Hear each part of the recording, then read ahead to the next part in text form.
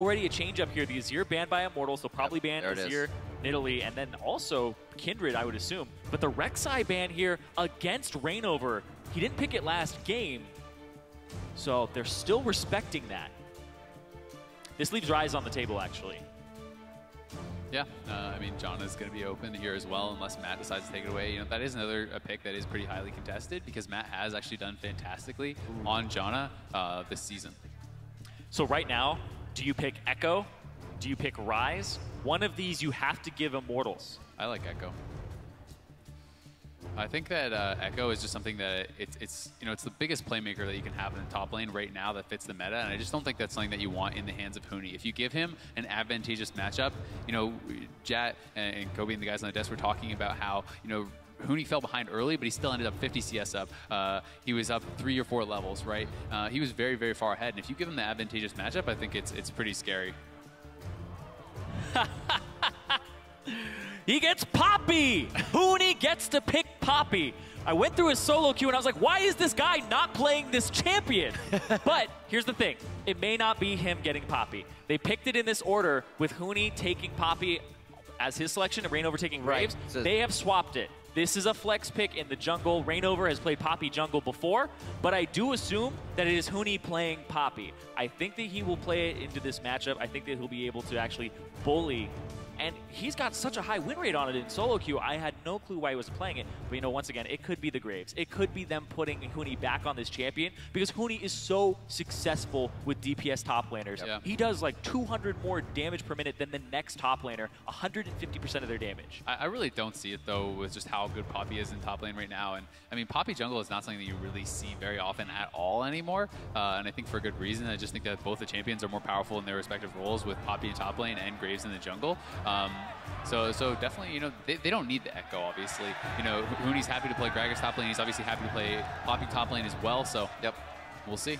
Yeah, I want to see because Huni played the Gragas. It was a little bit different style where he's peeling, but he was actually engaging. So that's what I want to see here from Huni if he plays this Poppy. Is he going to be aggressive with his heroic charges? How is he going to be using the W?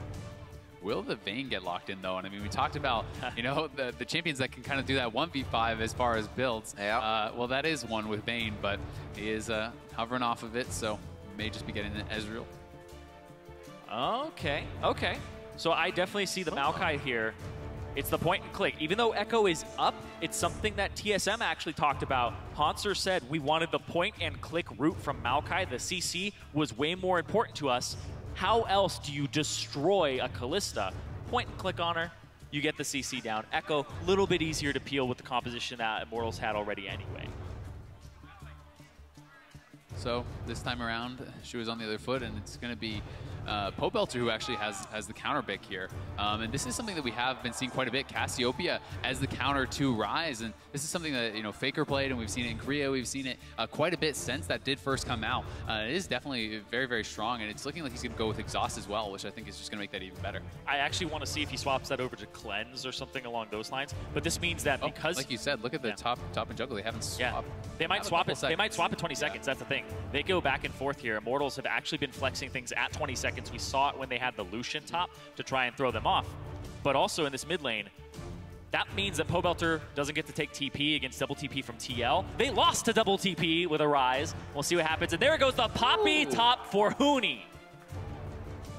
Yeah, so as expected, Poppy going to be in that top lane, and ReignOver will be on the Graves, and this is his chance to kind of, you know, put his money where his mouth is. You know, Dardoch is saying this guy can't play carry junglers, and Graves is a true carry jungler. And that's the thing is, when I look at their solo queue, Huni plays tanks all the time.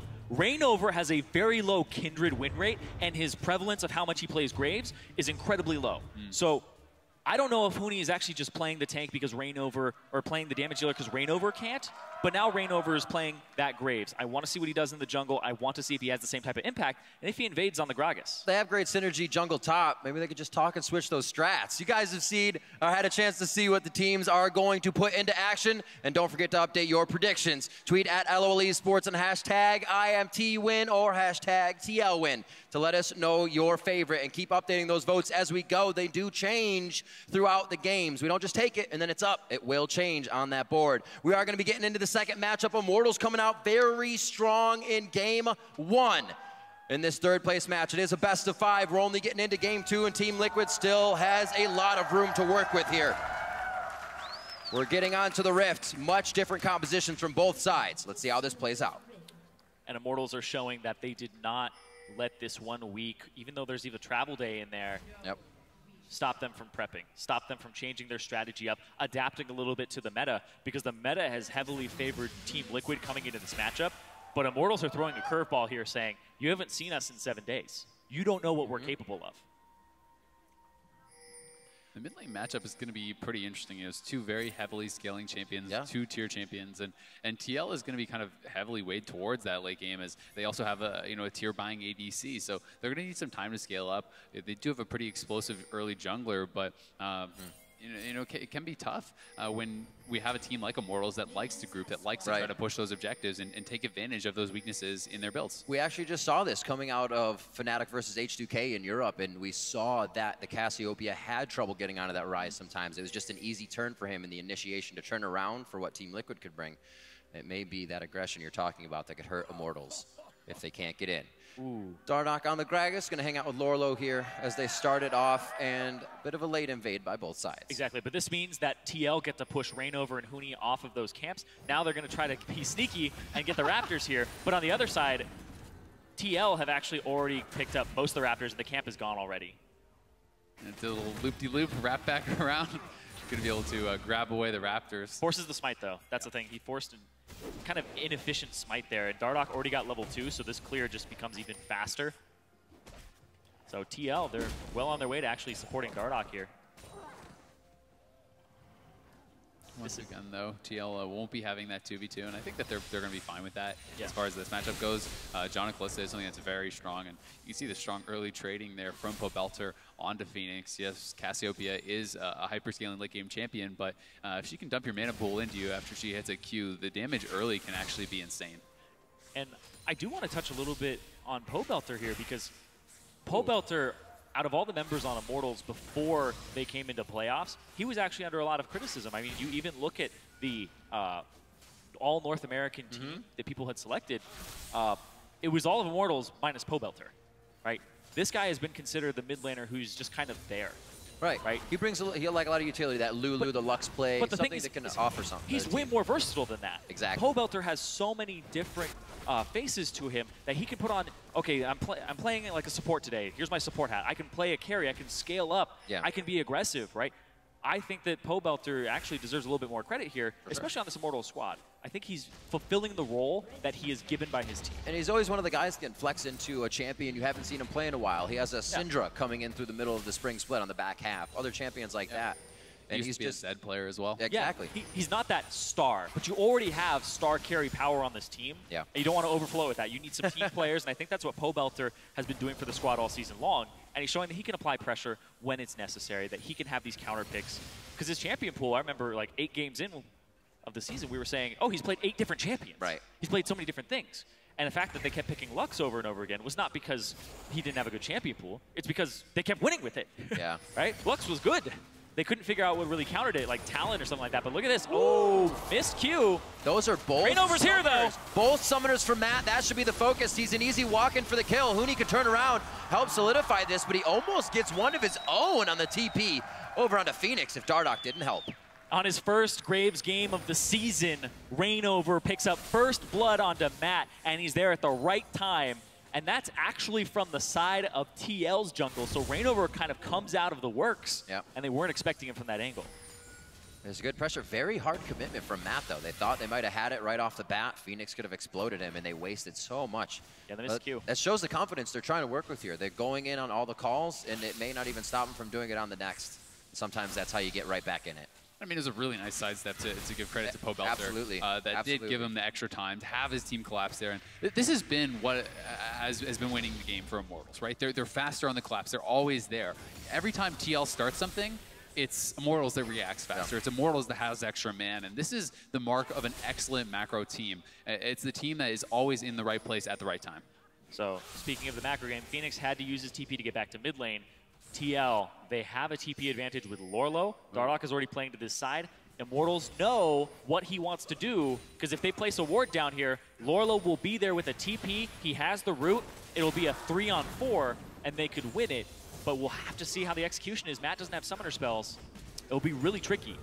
And with that turret involved, you know, it's kind of an extra half player, an extra full player. So with the 3 players there under the turret, I don't think it's something that TL wants to risk, because if that goes bad at this stage in the game, like, oof. And Graves is actually a very kind of different champion to have in the jungle. Him and Kindred both. You can kind of show up to a lane and just farm it with the AD carry, and it really stops all other attempts. It's just like if you show up on a lane and you push it down, you have 2 AD carries sieging a turret. You have so much damage being dealt to it, and the repercussions of doing that are pretty much 0. Yeah, and I mean they're also 2 carry junglers, so you don't mind getting a lot of farm on them. Yeah. It's actually fine for them to attack some of the lane and pick up some of that farm. So, yep. Coming in at 6 minutes, 45 to 38 here in this mid lane. Pobelter's been able to keep FeniX pushed up, even with the aggression he has found on Matt. A 5-4 here in the top lane as Huni finds a bit of an advantage, and also a push here from Turtle and Adrian. So they're going to be going hard on the top turret as a mid lane gets a little bit of luck. Dardoch, he goes back in as soon as ReignOver reloads. That timing he saw to keep himself alive. And now they're going to try to take on ReignOver. What a play. Do they also... The man's going to die. Bite. Oh, no. They give it back to ReignOver. Oh, no. That was such a good play that went so wrong for TL. I mean, FeniX flashed forward. Yeah, sure, he got the root, but he zoomed. And then Matt's trying to follow up on that. They die to the turret, and a crazy series of events. We'll have to see if we have the replay, but Pobelter had a beautiful ult, and I mean, Dardoch was able to just barely get in, help secure that kill and get out, and it would have been so good for TL if it did end there. But here you can see FeniX going forward, and look at this ultimate from Pobelter when Dardoch goes back in for the re-engage perfectly. Ooh. It didn't hit FeniX, but it did hit Dardoch. He was predicting the body slam to come through, and that's 100% there. If he's actually body slamming, you know that he's going to be facing you. So. See there, Dardoch hits level 6 off of that creep, so he's ready to actually throw an ultimate out or get a flash here from WildTurtle. Flash. Oh, nicely played by Dardoch. Knowing that Turtle was going to flash it, he actually doesn't use the ult. The animation from Gragas is enough to make Turtle flash, because he knows if he waits, he's going to be too late. And if you get knocked in, that flash doesn't matter, you're dead. So really, really nice little subtle play there from Dardoch that will allow him to come back, possibly look for a return gank on a flashless AD carry. That's crazy. They're so accelerated. Dardoch is 6. Yeah, ReignOver is, but Piglet is 6. WildTurtle's 4. The pressure that Team Liquid has right now. ReignOver over the wall, though, so Piglet being 6, I don't know how much it's going to matter here. Yeah, they have pressure in levels, but if they aren't organized on the map, you lose it all. That's a kill going on to Matt, and now they have Piglet hanging out to dry. He flashes in to try and get the kill over on Huni, but the shield comes through. Piglet flash shield for that. That is pretty surprising. But what was Lourlo doing? Lourlo had TP that entire time, and he was top. WildTurtle was top as well. Lourlo did not answer.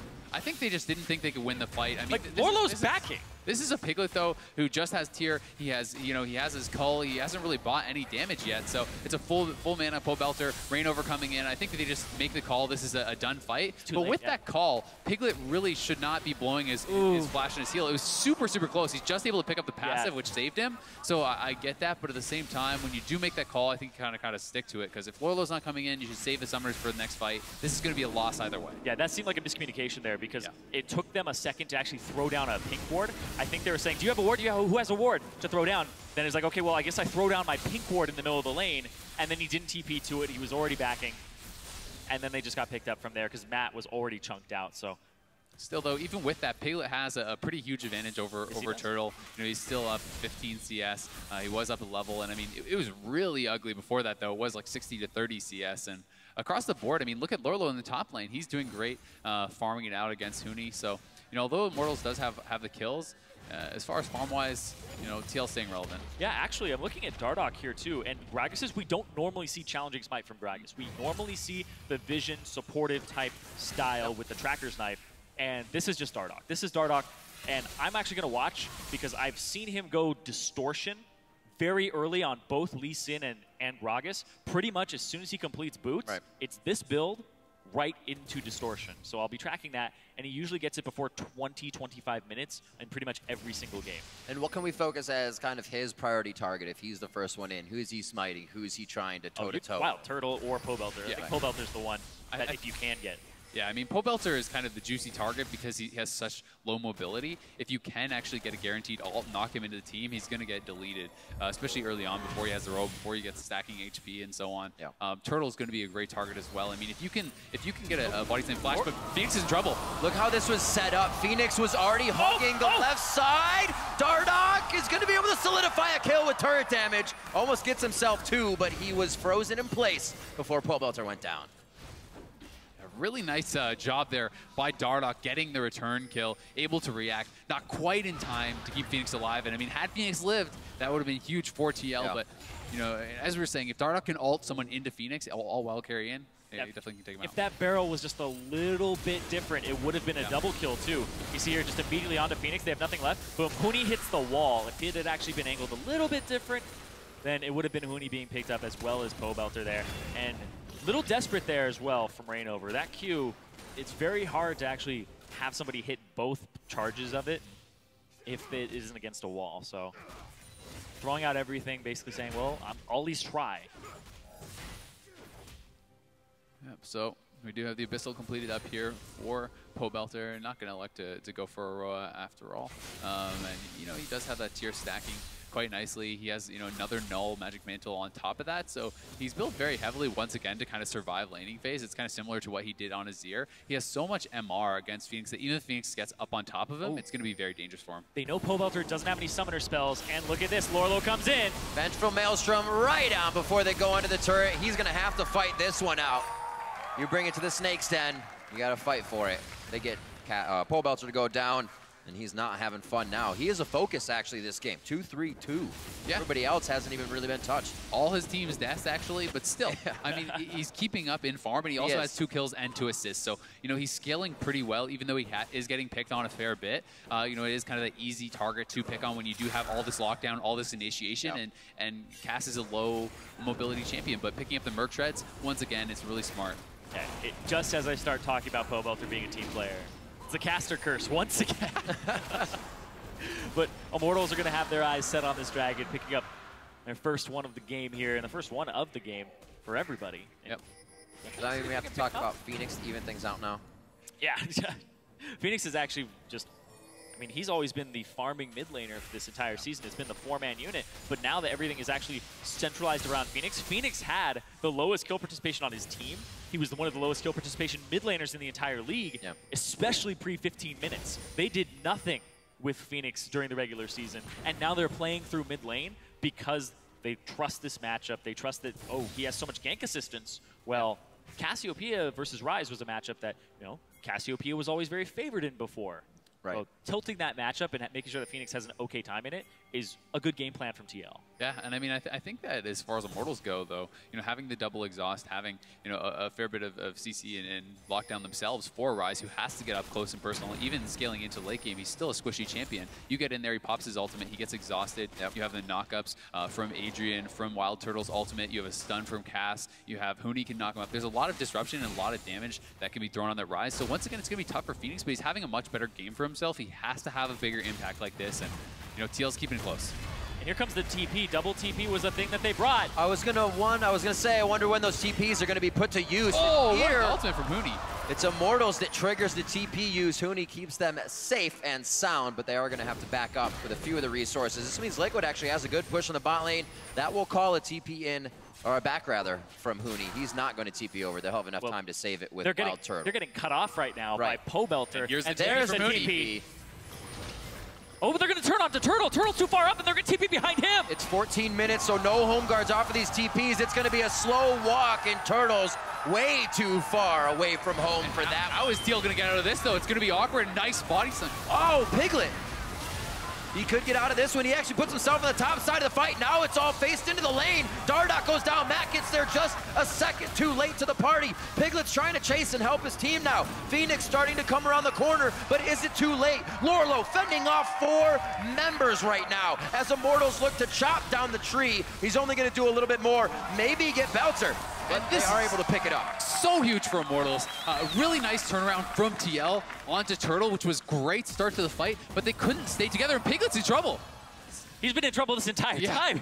How did he get out? He went up the top of the fight, and then everybody just said, "Oh no, let's not follow him anymore." And then Huni was able to come back into that fight because he had ditched that target earlier. I mean, you know, Pig was able to get out, but with him gone, his team didn't have the damage to continue in that fight, and it was a very kind of awkward scenario. You know, they collapsed onto Piglet, but it was still this little squad of 3 guys, and here comes that TP from Lourlo. Really nice ult from Dardoch. They're able to cleanly take out Turtle, but you can see there's some moment of hesitation. TL's like, what do we do? Where do we go? There's 4 Temples of Immortals collapsing, and look at FeniX. He's still so far away. Matt is still so far away. And Piglet actually going over to the left, it split up the fight, and it zones him out. Had he stayed with his tank line, kited down, I think that would have been the correct choice. Because if they were running down to Matt, if Matt could have gotten involved, if FeniX could have gotten involved, this is a fight that TL could have won. Yeah. Also, if you went down, it's a 2-on-3. You force ReignOver to come over the wall. You're away from, I believe, where the exhaust was. Yeah. So, but they just. You know, it's a hard position to be in. They didn't know exactly where everyone was going to be coming from, and they had a short amount of time to react. And sometimes in those situations, you know, you just don't make the correct choice. Immortals very fluid when they react as well. They've actually been in the lead most of the time, but when they are put in a situation to react, they usually make the right decision. They're teleporting back on the teleports just used from Liquid and able to come out strong. Immortals now pushing down on the mid lane, 8-4, looking at a 2,000 gold lead here, 17 minutes in. And Immortals, despite not having the teleport advantage with the double TP, we see early distortion boots here from Huni. So he's looking to make plays. He hasn't even just completed a single item except for that. Everything is just components right now. Trying to cast on ReignOver, just losing vision. Oh. See where we go from here. Is having a great game for himself. 4-0-3 on that carry Graves. Looking really strong so far. Once again involved in almost every single kill. He's been huge for his team. You know, Dardoch said, if ReignOver isn't getting involved, if ReignOver isn't getting his team ahead, they don't look good. But guess what? 2 games in a row, ReignOver's coming up huge for Immortals. Well, ReignOver's fed right now. He's 4-0-3. He has the most kills on the team, and he actually has about 2,000 gold over his opponent. So he's actually kind of rolling in money right now in comparison to Dardoch. Talked about that Graves. We always knew ReignOver had kind of good knowledge of the game as a tank, but put him on a more aggressive champion, it seems like he can still run the show. 4-0-3 right now on that. It looks like Team Liquid's trying to make something happen here in the mid lane. Immortals, however, they have that cast. Makes it very hard to walk up to the turret because they can engage themselves. Immortals going very, very hard for a quick kill there, but they do not find it on FeniX. Back and forth from these squads using summoner spells to try and engage, and then the counter engage comes out. It's just everybody's trying to at least get the hook so they can pull in the missing line. ReignOver gonna pick up another one, is unstoppable now with his 5th kill, and Immortals looking for more. Was that just a lack of respect to that? I was looking down at the stats for a second. ReignOver still putting pressure on. Not afraid to tank the turret, and they're just standing toe-to-toe without even a minion wave right now. Yeah, I think FeniX was just trying to clean up that camp. He wanted to get an extra jungle camp before he based, and he got caught out by ReignOver. But TL, you know, on that initiation in mid lane, you know, looking very, very aggressive. Once that cask from Dardoch didn't actually knock Pobelter away from the turret, I think they should have just said, "Oh, that's it, back off." But once again, kind of like overstaying, really trying to make something happen. They feel the pressure. You can tell they're really feeling like, we need to make something happen. We're losing. Let's do something. And when you do that and you try to push it too hard, a team like Immortals is going to react and they're going to punish. Oh, backing in a bad spot. There was a ward in the Raptor pit, so ReignOver knew where FeniX was trying to back. Greedy back there. Very unfortunate. So, 2-2-1 for that mid lane. Still keep it up in CS, as we said, so he can still be pretty big in that power area when they need him. That Maokai can still obviously be tanky regardless of how the lanes went, but right now, Immortals still in control. Momentum coming in from game 1 right through to game 2. And it does not look like they're going to be stopping, especially ReignOver, especially Huni, getting even bigger on this Poppy. Yeah, definitely. It doesn't even have to be WildTurtle this game, right? It's kind of switching up how that star power works from game to game. Yeah, I mean, WildTurtle, you know, he's done fine in this game. He's farming up. You know, he is scaling. He's going to be useful in team fights. But like you said, there's not always the onus on a great team like this to carry. You don't have to be the one that does it every single game. This time it's ReignOver. Last time, you know, it was WildTurtle coming up big. And that's a great feeling, knowing that you have the confidence in your teammates. You can say, okay, I don't have to force anything. My teammates got this. Good reassurance. And TL are showing that right now because it's a 1-3-1 right now. So they're trusting that the TPs will be on point, that they can siege this mid lane and actually spread Immortals thin. see what happens here, because Immortals are actually answering 1-3-1 with having WildTurtle up there. They still have the wave clearance. It's actually quite hard to get damage onto this turret with Cassiopeia. This is where he says, I wish I was Piglet. I wish I was Caitlyn. I hope he's not saying that. I wish I were was Piglet. I mean, Freak was talking about it on the desk. I mean, is he good at League of Legends Piglet, or is he world champion Piglet? We'll see. We'll see if he's Piglet. Pretty sure he is. 20 minutes on the clock. That means home guard starts. Teleport plays could be a little stronger now coming from the side of Team Liquid if they choose to do so, but we're still looking for this from the side. outer ring of turrets to get dropped. Glacial Fisher and True Shot Barrage cross over each other, and a very deleted Matt goes down. That's going to be Dardoch that follows. They thought they had the upper hand here, but are turned around and flipped upside down in their own head. Piglet got it! Piglet's going to go down to Howling Gale into one windy attack. It blows him right over, and that's going to be Lourlo getting himself out alive. Deja vu for him. Matt is just going to hit the field goal ultimate right between two players. It's instantly deleted. And then it was the Poppy E from Huni that actually was massive in that fight. He actually knocked Dardoch back out of his body slam, I believe, and got that stun. And that fight, once again, TL trying to pull the trigger, but Immortals is there faster. Immortals reacts better. Lourlo strolling into the fight, you know, hopelessly late. To the wall. And it was just already over. That's the thing. There were no wards down for Lourlo to TP to. No wards in inventory except FeniX's pink. You need to throw that down now and say TP to this. Lourlo is kind of walking his way here, and then, yeah, Dardoch gets knocked back. He did make contact with the body slam, but it's the interrupt afterwards that stops him from making the combination happen. And Lourlo walks up with ultimate already on because he knows he doesn't have time, and just trying to protect there. Saves a little bit there on Piglet so they can get the counter kill. But at that point, it's like his team is already dead. The fight is already lost, and this is the team with the double TP. They're supposed to have the advantage. They're supposed to be the ones making these plays. Yeah. You know, Immortals has one TP. They're just always in the right place. They don't even need it. And TL has it, but both the TPs are off cooldown. They didn't use them. Yeah, Turtle was also late to that fight, so you would have assumed that TL was going to be able to get everybody in the mosh pit much sooner. And if Lourlo had been there and able to lock somebody down, possibly Pobelter, possibly even ReignOver, it would have been a much different fight. You can see ReignOver 7-0-4. Yeah. This is a threat, a carry jungle that you did not expect from this player. And the performance that he's having right now is a little bit uncharacteristic of the ReignOver that you know, because you usually talk about his macro game, but now MVP split is carrying. Yeah, and I mean, we talked about rookies, we talked about the nerves, especially on a big stage in a big venue like this, and Matt, you know, he's looking a little bit affected. He's having a bad game this game on the Braum. He's 0-5-1, and Huni gonna get jumped on here in the mid lane. I also think Lourlo is having the same problem. His TPs have not been on point. Yeah. And another thing too, when you actually change to a different venue, more people, there's more noise when a fight is happening. It's a little bit harder to understand your teammates when everybody's just screaming stuff out, trying to be heard over the crowd. Yep. You can feel the vibration of feet stomping and people cheering, the players say. It definitely puts a different emotion into these intense moments. Makes it that much harder. Yep. You have to resist the tunnel vision too. Absolutely. Very difficult. Yeah, this gold lead is getting pretty out of control at this point. One of the biggest ones we've seen in this series. And it shows no signs of stopping. I mean, and it's at this point, when you are playing a melee support like Braum, you have to somewhat get in there, but you're just paper. You're basically just a free kill anytime you do jump in. So anytime he does go for that sort of initiation, he just has to accept he's going to die. And it's a rough spot to be in because, you know, he has a little bit of HP from a crystalline bracer and his sightstone. That's it. It's a 5-man siege in the bot lane. There's one lowly ward. It's really far back behind Immortals, though. They're not going to be able to use it. And right now, that top lane kind of needs to be pushed out. So TL's just going to kind of play yo-yo here, push Immortals back, maybe push the pressure back for them. I think that's even a blue ward, too, so you can't TP to Oh, that's true. That's a good call. It is a different icon, so it's not even something they would be able to use for the play. A minute onto Dragon, some vision being set up for that one. And FeniX is going to set himself up with a blue buff and hopefully be a big source of damage for this next fight.